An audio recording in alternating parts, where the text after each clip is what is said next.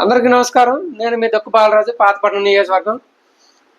Visakhapatnam railway zone ఉత్తరాంధ్రుల యొక్క ఎన్నాళ్ళ నుంచో వేచి ఉన్నటువంటి రైల్వే జోన్ ఉత్తరాంధ్రుల యొక్క తీరని కళ. అది నిన్నటితో ప్రధానమంత్రి గారు పరిపూర్ణం చేశారు.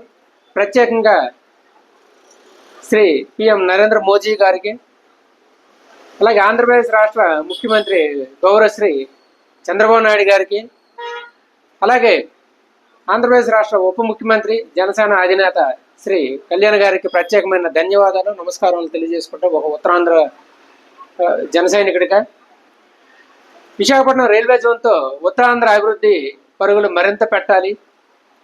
అలాగే నిరుద్యోగ యువకులందరికీ కూడా ఉద్యోగ అవకాశాలు కూడా ఎక్కువగా వచ్చే అవకాశాలు, మెరుగుపడే అవకాశాలు మరిన్ని ఉన్నాయి. ఈ ఉత్తరాంధ్రలో రైల్వే జోన్ కోసం గత ప్రభుత్వం కూడా ఇదిగో అదిగో అనేసి నాంచుడు మాటలు చెప్పిందే తప్ప రైల్వే జోన్ కోసం ఎక్కడ కూడా కృషి చేయలేదు. కానీ ఈరోజు ఎన్డీఏ గవర్నమెంట్, కూటమి ప్రభుత్వం రైల్వే జోన్ కోసం ఎంతగానో కృషి చేశారు.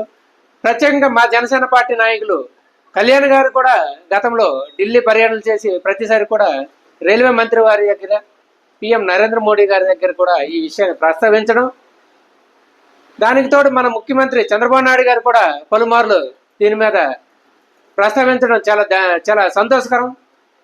ఏది ఏమైనా సరే మన రాష్ట్రానికి రైల్వే జోను విశాఖపట్నంగా ప్రకటించడం మా అందరూ కూడా చాలా సంతోషం.